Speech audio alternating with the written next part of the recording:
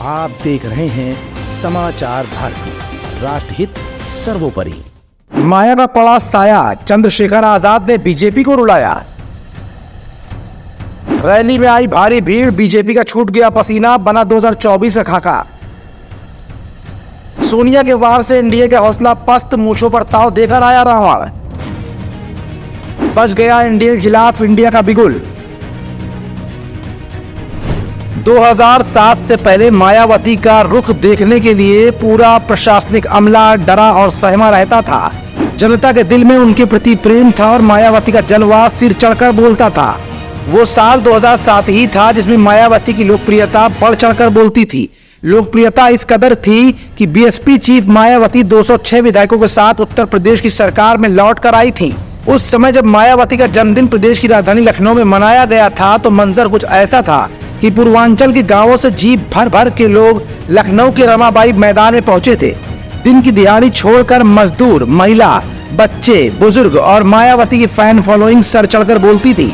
जो मंजर राजधानी लखनऊ में उस समय देखने को मिला था, उससे कहीं बड़ा मंजर कल देश की राजधानी दिल्ली में देखने को मिला। बरसात की धूप और दिल्ली की उमस, लेकिन इसमें भी लोग खड़े थे। मौका था भीम आर्मी चीफ चंद्रशेखर आजाद की रैली का। 2024 के चुनाव से पहले एक तरफ इंडिया संगठन हुंकार भरता दिख रहा है तो वही दूसरी तरफ एनडीए अपनी पीठ थपथपा रहा है। लेकिन इन सबके बीच दिल्ली की इस रैली में भीम आर्मी के चीफ चंद्रशेखर आजाद की हनक देखने को मिल गई है। रैली में लोगों के हाथों में मूंछों पर ताव देते हुए आजाद की फोटो थी। अलग अलग प्रदेश से आए लोग अपनी अपनी बात रख रहे थे, लेकिन जनता को इंतजार था अपने नेता चंद्रशेखर का, जो अभी पीठ में लगी गोली का इलाज करा कर लौटे हैं। मंच पर धीरे धीरे विपक्षी एकता यानी इंडिया की जुटान शुरू हो गई। वाम दल से सीताराम येचुरी, सपा से स्वामी प्रसाद मौर्य, आरएलडी से जयंत चौधरी, कांग्रेस से दीपेंद्र हुड्डा और आम आदमी पार्टी के नेता, इनके साथ मंच पर चंद्रशेखर आजाद भी थे। आजाद की पार्टी के पास एक भी विधायक नहीं है, लेकिन उनके मंच पर पूरा विपक्ष एक था। अब इस इंडिया में चंद्रशेखर होंगे या नहीं, इसका जवाब शायद संकेतों में दिया गया है। जितनी दिलचस्प मंच पर जुटे नेताओं की कतार लग रही थी, उससे कहीं ज्यादा नीचे खड़ी जनता की कतारें थी। ज्यादातर नीले गमछे वाले लोग थे। बीच बीच में जयंत चौधरी की हैंडपंप धारी वाले भी मिल रहे थे। ये कुछ ऐसा ही था जैसे गेहूं के खेत में कुछ सरसों के पौधे उगाए हों। चंद्रशेखर आजाद अपने गुरु में सबसे पहले मायावती का नाम लेते हैं।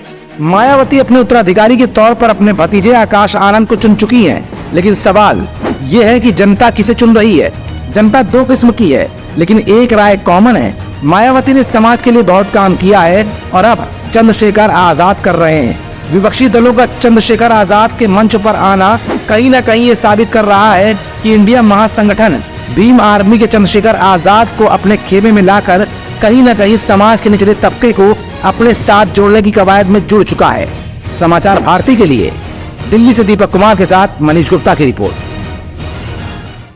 आप देख रहे हैं समाचार भारती, राष्ट्रहित सर्वोपरि।